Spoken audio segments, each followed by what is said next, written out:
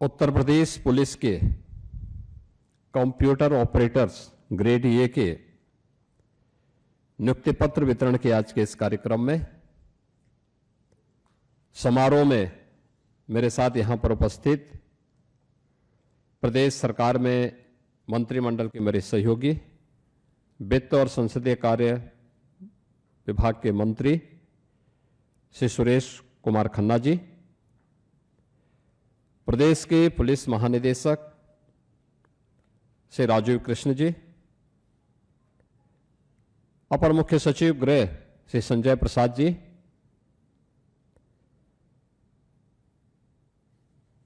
Police महानिदेशक स्तर के हमारे सभी अधिकारीगण,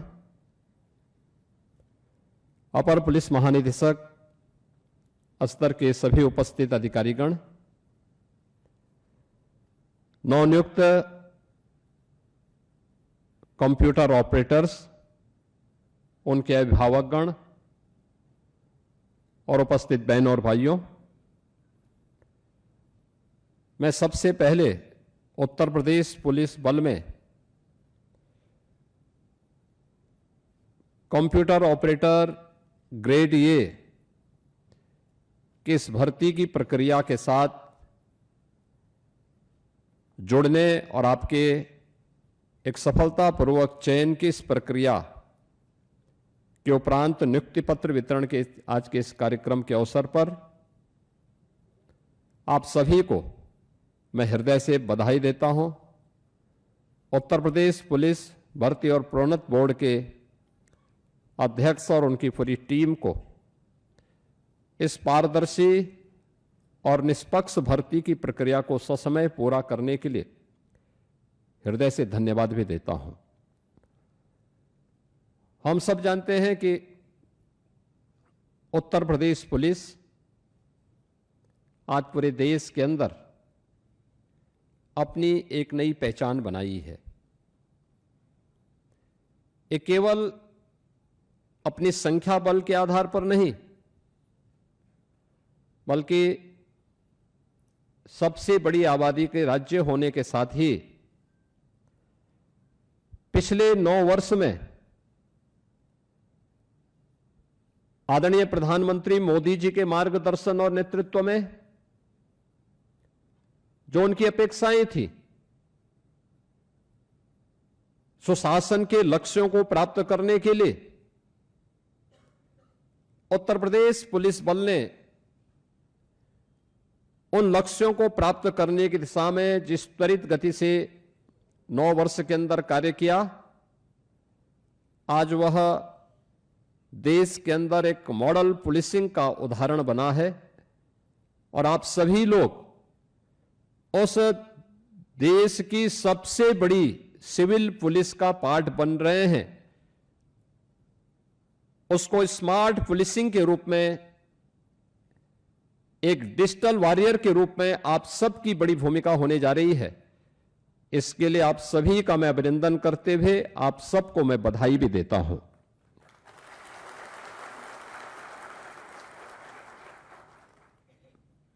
2017 के पहले का उत्तर प्रदेश, क्योंकि अब 9.25 वर्ष हो चुके हैं, आप में से बहुत सारे लोग उस समय टीनेजर्स रहे होंगे, सभी के सभी लोग थे,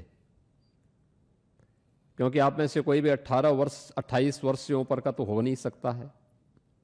मैं खन्ना जी को छोड़ दें तो खन्ना जी की तो उम्र 90 के आसपास होगी, तो उनके लिए ये सब चीजें अलग हैं। लेकिन आपकी उम्र आज से 10 वर्ष पहले 17-18 वर्ष की रही होगी, 10 वर्ष से लेकर के 17-18 वर्ष के बीच की रही होगी।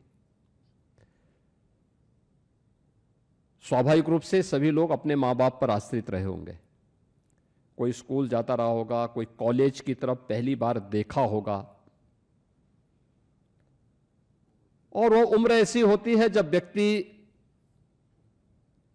जब मां बाप पर आश्रित रहता है तो बहुत जो है उनको गंभीरता के साथ नहीं लेता है। हर एक घटना को ये मान के चलता है, क्योंकि मां बाप का आश्रय से बढ़कर के कुछ भी नहीं होता है। उसके लिए सब कुछ वही है, इसलिए उसको बहुत चिंता नहीं होती है। लेकिन अपने अभिभावक से पूछिए, आज से 10 वर्ष पुराने के समाचार पत्रों की कतरनों को थोड़ा अवलोकन करिए, पत्र पत्रिकाओं के अवलोकन करिए, और उस पीढ़ी को, जिस पीढ़ी ने आपको आगे बढ़ने में मदद की है, अपने गुरुजनों से, अपने अभिभावकों से पूछिए, 2017 के पहले का उत्तर प्रदेश कैसा था,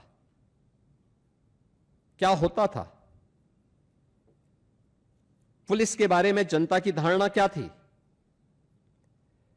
प्रदेश के बारे में देश की धारणा क्या थी,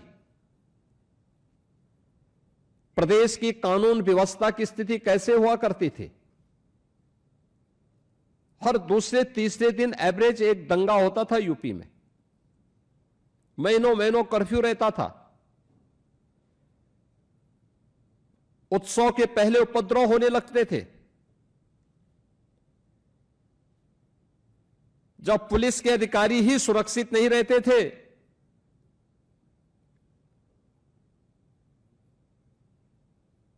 मुरादाबाद में आपने देखा होगा, हमारे डीआईजी स्तर के एक अधिकारी को उपद्रवियों ने घेर करके मारा था।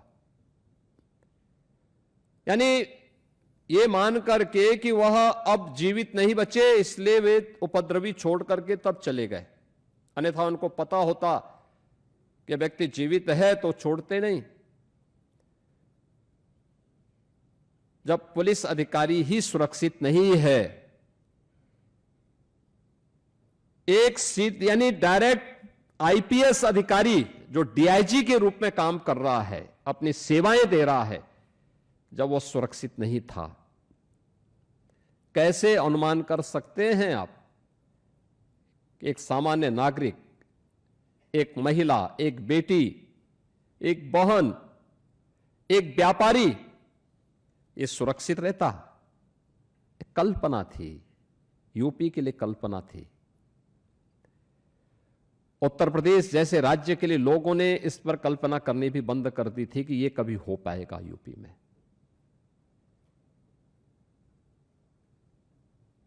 हम लोग लगातार वॉच कर रहे थे, क्योंकि मुरादाबाद की वो घटना मुझे भी याद थी, और हम लोगों ने फिर आने के बाद अपनी कार्रवाई को आगे बढ़ाया। हम जानते थे कि उस समय बहुत सारे पॉलिटिकल प्रेशर वहां पे पड़ रहे थे उन अपराधियों को बचाने के लिए, और अंततः उन सभी अपराधियों को अभी पिछले कुछ दिनों पूर्व सरकार की प्रोसिक्यूशन की विंग के माध्यम से किए गए प्रयासों का परिणाम था, उन सभी को सजा हुई है, और इतनी गंभीर सजा हुई है कि आगे से अपराध करना उनकी कई पीढ़ियां भूल जाएंगी। हमने भर्ती की प्रक्रिया को पूरी पारदर्शिता के साथ आगे बढ़ाया। भर्ती की प्रक्रिया कोई अनुमान कर सकता है? आज हम 930 कंप्यूटर ऑपरेटर को नियुक्ति पत्र वितरित कर रहे हैं। अभी पिछले दिनों आपने देखा होगा लगभग 35,000 पुलिस आरक्षी के लिए परीक्षा संपन्न हुई है। 28 लाख नौजवान उसके लिए एप्लीकेंट थे। उससे पहले 41,000 होमगार्ड के लिए भी हम लोग परीक्षा आयोजित की।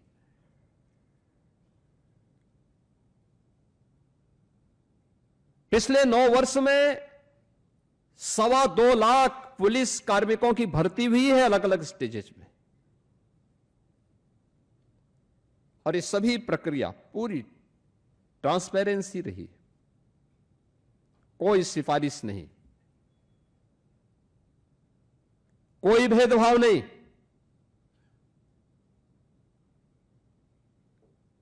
कानून का राज स्थापित करने के लिए, सुशासन के उन लक्ष्यों को प्राप्त करने के लिए आवश्यक है शुरुआत यहां से हो, यहां से शुरुआत हो, और फिर ट्रेनिंग की कार्रवाई को आगे बढ़ाना। मुझे याद है 17 में जब सरकार बनी थी, उस समय मैंने पूछा भी पुलिस की कितनी भर्तियां हैं। मुझे बताया गया था कि साहब इतने लाख भर्तियां होनी हैं, वे क्यों नहीं हो पाई हैं? क्योंकि कोर्ट का स्टे है। कहां कहां से स्टे है? कागज निकाले गए सुप्रीम कोर्ट से, हाई कोर्ट से, अलग अलग भर्तियों में स्टे थे। भाई इस स्थगन आदेश का मतलब क्या है? माननीय न्यायालय की अपेक्षा क्या है और उन अपेक्षाओं पर क्यों नहीं हमारा भर्ती बोर्ड खरा उतरता है? हमने उसमें कार्रवाई शुरू की। माननीय न्यायालय ने आदेश दिया कि आप भर्ती कर सकते हैं। हमने प्रक्रिया को आगे बढ़ाने की शुरुआत की कि पता लगा, मैंने कहा भर्ती होंगे तो ये जवान जाएंगे कहां ट्रेनिंग के लिए? कहा साहब ट्रेनिंग सेंटर नहीं। यानी उस समय बताया जा रहा 3000 भर्ती एक बार में होगी। आप अनुमान करिए कि 3000 नौजवानों की एक भर्ती की प्रक्रिया होती, फिर 9 महीने की उनकी ट्रेनिंग होती, तो मुझे लगता है कि कई दशक बीत जाते भर्ती होने में। हमने कहा भी नहीं, नियम को ठीक करो, तेजी करो। ट्रेनिंग की क्षमता जो 3000 थी, इसको बढ़ाने की आवश्यकता है। और आपने देखा होगा गत वर्ष हम लोगों ने 60,244 भर्ती की थी और सभी 60,244 की भर्ती को ट्रेनिंग हमने यूपी पुलिस के ही अपने केंद्रों में ट्रेनिंग भी दी है उनको, और वे ट्रेनिंग लेने के बाद सफलतापूर्वक अब फील्ड में जाकर के अपनी ड्यूटी करना प्रारंभ कर दी है। ये 60,244 जवान यूपी पुलिस के, यूपी के ही केंद्रों में, 17 में हमारे पास केवल 3000 की ट्रेनिंग की क्षमता थी। आज हमारे पास 60,000 ट्रेनिंग की क्षमता मौजूद है। यह है स्पीड। जब हम इस स्पीड के साथ चलेंगे तब परिणाम आएगा। आप जब कोई कदम उठाएंगे आलोचनाएं होंगी, उससे घबराए बगैर हमें आगे बढ़ना पड़ेगा। इंफ्रास्ट्रक्चर हमने डेवलप किया। पुलिस के जवान जिसके भरोसे हम इतनी बड़ी आबादी को सुरक्षा की गारंटी देना चाहते हैं, उसका स्वयं का ठिकाना नहीं था। टूटे हुए बैरक में रहने के लिए मजबूर होता था। आखिर सर्दी, गर्मी, बरसात उसके लिए भी तो है, उसके लिए भी तो ये सब समस्याएं हैं, लेकिन नहीं, उसकी सुविधा का ध्यान नहीं होता था। आज आप जाइए, प्रदेश के अंदर 56 जनपद ऐसे हैं जिस जिले के अंदर सबसे जो हाई राइज बिल्डिंग होगी वो पुलिस की बैरक होगी। पुलिस की बैरक, उत्तर प्रदेश पुलिस की बैरक, सबसे ऊंची, सबसे बड़ी बिल्डिंग। यानी इसका मतलब यूपी पुलिस आज सबसे टॉप पर चल रही है। 54 जिले बताते हैं कि प्रदेश अब दौड़ रहा है, अब रेंग नहीं रहा है, अब दौड़ रहा है। ट्रेनिंग की क्षमता बढ़ाई गई, पुलिस की भर्तियों का कार्यक्रम प्रारंभ हुआ। 17 में हमने जब भर्ती की थी, हमें मिलिट्री से, पैरामिलिट्री से और दूसरे राज्यों से ट्रेनिंग सेंटर हायर करने पड़े थे। हमने उनके केंद्र लिए थे, वहां पे हम लोगों ने ट्रेनिंग करवाई थी। 60,200 की जब यहां भर्ती होनी थी, मेरे सामने फिर ये बात आई कि साहब अब किसी राज्य के पास खाली नहीं है, कहां हम करेंगे? हमने कहा हमारे अपने स्वयं के संसाधन हैं, हमारे अपने केंद्र हैं, यहां पर करो, लेकिन भर्ती हो जरूर। ये जो नौजवान जो दिन रात दौड़ता है, उसके सपनों को उड़ान देने का ये अवसर है और हमें ये करनी चाहिए भर्ती। और मैं धन्यवाद दूंगा कि यूपी उत्तर प्रदेश पुलिस भर्ती बोर्ड, भर्ती एवं प्रोन्नत बोर्ड ने बहुत अच्छी भर्ती की प्रक्रिया को संपन्न किया और वे सभी जवान अब अलग अलग थानों में, अलग अलग जनपदों में अपनी सेवा देने के लिए फील्ड में उतरे हैं। पुलिस कमिश्नरेट सिस्टम ये 1972 से चला रहा था, हिम्मत नहीं ले रहे थे। यूपी पुलिस आईपीएस को आईएएस ऐसा दबाते थे, फाइलों में ऐसा दबा देते थे, वो फाइल एक बार बंद हुई नहीं कि फिर वो कभी खुलती नहीं थी। यानी यमराज भी आ जाए तो आईएएस से फाइल खुलवाना तो कठिन ही हो जाता है, और यही होता था, वो खुलती नहीं थी। फिर पता नहीं कहां वो फाइल पड़ी थी।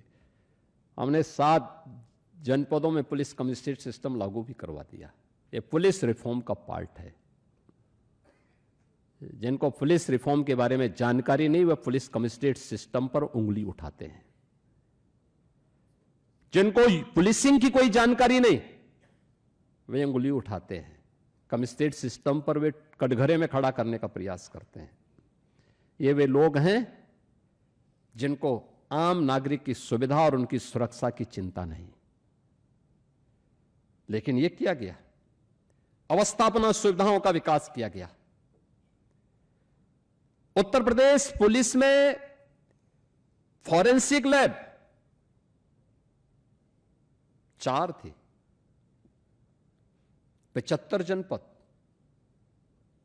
25 करोड़ की आबादी। हमने उसको बढ़ाने का काम किया। आज मुझे प्रसन्नता है, 12 फॉरेंसिक लैब्स हमारे पास हैं। उत्तर प्रदेश पुलिस के पास अपना फॉरेंसिक इंस्टीट्यूट भी है।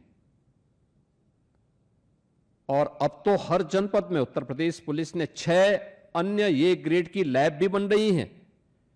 साथ साथ हर जनपद में मोबाइल फॉरेंसिक वैन भी मौजूद हैं। हर जनपद में, बड़े जनपद में 3, छोटे जनपद में 2। अगर ये सब तैयारी पहले से नहीं होती तो 3 नए कानून को हम प्रभावी ढंग से लागू कर ही नहीं पाते। साइबर सिक्योरिटी का एक थाना था यूपी के अंदर, आज हर जिले में, सभी 75 जनपदों में साइबर सिक्योरिटी से जो साइबर थाना भी मौजूद है और हर थाने में साइबर हेल्प डेस्क भी है। बहुत सारे मामले आ रहे हैं इस फील्ड से जुड़े हुए, साइबर फ्रॉड से जुड़े हुए मामले ढेर सारे। ये प्रयास करने से होता है। और उत्तर प्रदेश पुलिस ने समय का उपयोग किया, काल चक्र के साथ उस प्रवाह को अपने ऊपर हावी नहीं होने दिया, बल्कि उस प्रवाह को अपने साथ लेकर के चली। तो उत्तर प्रदेश पुलिस आज देश के अंदर निखर गई है। अब उत्तर प्रदेश पुलिस पर कोई उंगली नहीं उठाता। लेकिन काल चक्र की प्रवाह के बगैर जो व्यक्ति अनिर्णय का शिकार होता है, वह कटघरे में भी खड़ा होता है और अंततः बिखर जाता है। हमने अपने कार्य पद्धति के माध्यम से जहां पे कार्य दिया जा रहा है, मैंने आपको कहा ना कि आप यूपी पुलिस के स्मार्ट पुलिसिंग की जो परिकल्पना है, उसके डिजिटल वॉरियर के रूप में आपकी बहुत बड़ी भूमिका होने जा रही है।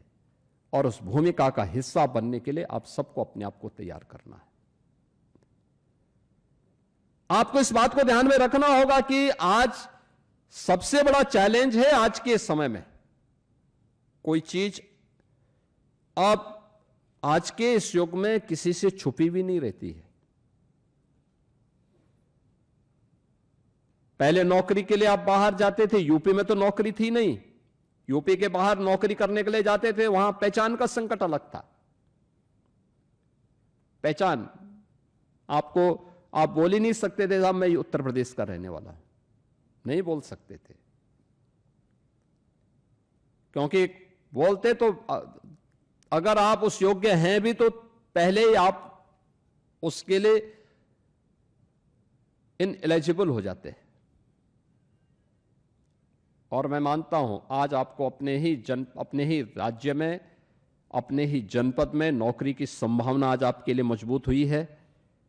साथ साथ अगर आपको लगता है कि कोई अच्छी अपॉर्चुनिटी बाहर भी है, वहां भी जाएंगे तो वहां पर आपको अब कोई मना नहीं कर सकता, वहां भी आपके सामने अवसर है।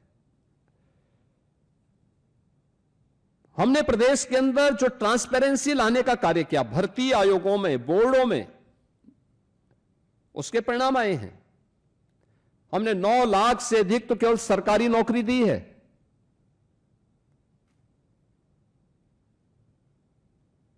प्रदेश के अंदर सुरक्षा का जो वातावरण बना है, लाखों नौजवानों को उसके माध्यम से, निवेश से और उद्योगों की संख्या, आप सोचो कि यूपी के अंदर कुल 14,000 बड़े कारखाने थे, कुल 14,000, इतनी बड़ी आबादी का राज्य। एमएसएमई लगभग बंद हो गया था। आज हमारे पास बड़े कारखानों की संख्या इन 9 वर्ष में 32,000 से अधिक हुई है। 32,000 बड़े कारखाने स्थापित हुए हैं, लाखों नौजवानों को यहां नौकरी मिली है और 96 लाख एमएसएमई यूनिट में फिर से पुनर्जीवित होकर के रोजगार के नए अवसरों को सृजित किया है। आज यूपी का व्यक्ति यूपी के अंदर कार्य प्राप्त कर सकता है, उसकी रुचि के अनुसार उसे कार्य प्राप्त हो सकता है। प्रयास से होता है, सुरक्षा का बेहतर वातावरण देने से होता है, बिना भेदभाव के हर एक व्यक्ति को सुरक्षा। अब दंगा नहीं होता है, अब महीनों कर्फ्यू नहीं रहता है। पिछले 9 वर्ष से कर्फ्यू कहीं यूपी में नहीं लगा। अब यूपी में पर्व और त्योहार के पहले लोगों में निराशा और हताशा नहीं आती है। पर्व और त्योहार के पहले एक उत्साह का वातावरण होता है, अपनी खुशियां को लोग बांटते हैं। सुशासन के लक्ष्यों को प्राप्त किया जा सकता है अगर सुरक्षा का बेहतर वातावरण हो, और सुरक्षा के उस बेहतर वातावरण का ही परिणाम है कि एक बेहतरीन सुरक्षित वातावरण में अर्थव्यवस्था भी उतनी तेजी के साथ आगे बढ़ती है। हमने पिछले 9 वर्ष में उत्तर प्रदेश की अर्थव्यवस्था को 3 गुना करने में सफलता प्राप्त की है। 3 गुना, प्रति व्यक्ति आय 3 गुना से अधिक बढ़ी है। अब उत्तर प्रदेश में हर व्यक्ति आना चाहता है, हर एक सेक्टर में आना चाहता है, और इस बदले हुए इस परिवेश में आपको कार्य करने का अवसर प्राप्त हो रहा है। आपकी पीढ़ी सौभाग्यशाली है कि आपने बदले हुए उत्तर प्रदेश में दुनिया के सबसे बड़े सिविल पुलिस का आप हिस्सा बनने जा रहे हैं। उसके कंप्यूटर ऑपरेटर में उस यूपी पुलिस को स्मार्ट पुलिसिंग के साथ जोड़ने के साथ ही उसके डिजिटल वॉरियर के रूप में आप अपनी भूमिका का निर्वहन करने जा रहे हैं। आपको इस पूरी प्रक्रिया में, भर्ती की प्रक्रिया में भाग लेने से लेकर के परिणाम आने और आज नियुक्ति पत्र वितरण होने, इसके बाद 6 महीने की ट्रेनिंग के साथ ही जब आप अपने अपने कार्य क्षेत्र में काम करने के लिए जाएंगे, किसी भी स्तर पर सिफारिश करने की नौबत नहीं आएगी, किसी भी स्तर पर नहीं। मेरिट, हर एक स्तर पर मेरिट देखी जाएगी, उस मेरिट के अनुसार आगे बढ़ने की तैयारी। और ये सभी कार्य हमें स्मूथली आगे बढ़ाने चाहिए।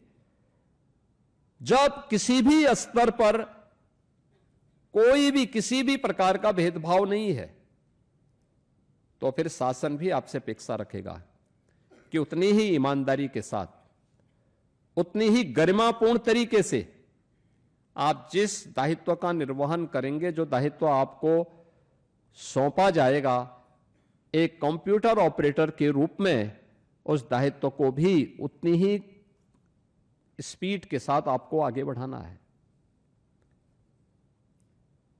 अनावश्यक पेंडेंसी समाप्त होनी चाहिए, टालने की प्रवृत्ति बंद होनी चाहिए। अगर हम भी टाले होते पिछली सरकारों की तरह, अरे साहब हो जाएगा ना, ये अगले दिन काम हो जाएगा, अगले दिन के लिए हम भी छोड़े होते तो ये भर्तियां नहीं हो पाती, ये 2.25 लाख अकेले उत्तर प्रदेश पुलिस में नहीं हो पाती, अवस्थापना सुविधाओं का विकास नहीं हो पाया होता, ट्रेनिंग सेंटर इतने बड़ी संख्या में नहीं विकसित हो पाए होते। यूपी पुलिस के द्वारा जो कदम अलग अलग फील्ड में उठाए गए, ये सब नहीं हो पाए होते। हर एक क्षेत्र ने कुछ ना कुछ नया किया है और उसके परिणाम आज सामने आए हैं। यूपी अब बेमारू राज्य नहीं है, देश की इकोनॉमी का एक ग्रोथ इंजन बनकर के देश के टॉप 3 इकोनॉमी में यूपी का नाम भी आता है। आज हर एक स्तर पर यूपी को सम्मान मिलता है। तो हम भी उस राज्य के निवासी हैं जो देश की अर्थव्यवस्था में अपना योगदान दे रहा है। अब भारत सरकार की कोई भी स्कीम आती है, यूपी नंबर 1 पर अन्यथा नंबर 2 पर रहता है, बॉटम में नहीं रहता है, टॉप में रहता है, टॉप में। और उसी यूपी को उस पहचान दिलाने के लिए आप सबको कार्य करना है अपने अपने फील्ड में रह करके। ये केवल मेरे स्तर पर, मंत्रियों के स्तर पर या जनप्रतिनिधियों के स्तर पर या चीफ सेक्रेटरी या डीजीपी के स्तर पर नहीं, बल्कि सबकी सामूहिक टीम एक साथ प्रयास करके अपने अपने फील्ड में काम करना प्रारंभ करेगी तो परिणाम आने में देर नहीं लगेगी। और उस नए यूपी के बारे में हमें कार्य करना है। आप सभी अब विकसित भारत की प्रधानमंत्री जी के विजन को आगे बढ़ाने के सारथी भी हैं अपने अपने फील्ड के। आप सभी को उस फील्ड में नेतृत्व देने के लिए तैयार होना होगा।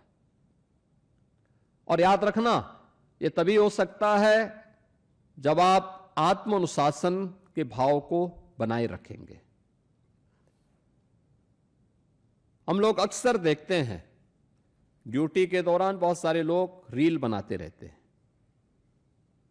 ये अनुशासनहीनता का एक पार्ट है। उस समय हमें अपने ड्यूटी के प्रति सजग होना होगा, न कि रील बनाना होगा। हमें इस बात को ध्यान में रखना होगा कि जिस कार्य को हमें करना है उसके प्रति उतनी ही सतर्कता और उतनी ही गंभीरता भी होनी चाहिए, तब वह गरिमापूर्ण तरीके से परिणाम दे पाएगा। कोई ऐसा काम नहीं करना चाहिए जो अनावश्यक हमें हंसी का पात्र बनाए। सिस्टम पे अनावश्यक उंगली उठाने का प्रयास होता है। अपने आप तो कुछ कर नहीं सकते, लेकिन सिस्टम पे उंगली उठाते हैं लोग। भाई, जो व्यक्ति जिसकी जहां ड्यूटी है वह कार्य करेगा तो परिणाम अपने आप आएगा।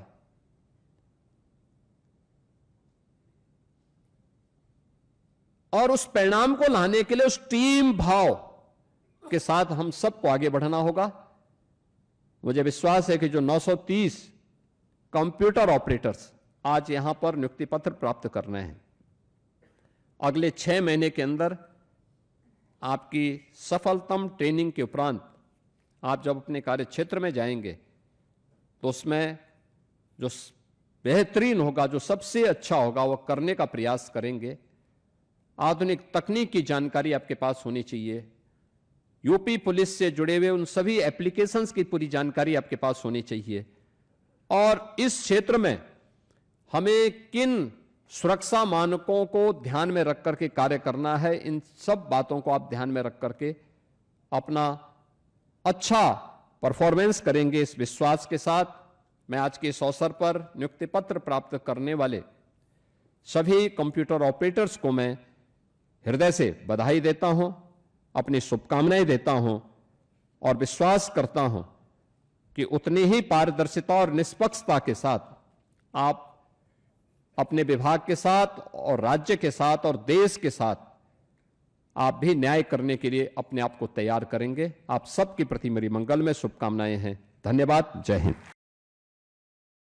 राजनीति हो या क्रिकेट, देश विदेश की ब्रेकिंग हो या आपके मोहल्ले की बड़ी खबर, सब मिलेगा एक ही ऐप में, सबसे तेज और भरोसेमंद। अभी डाउनलोड करें दैनिक भास्कर डिजिटल।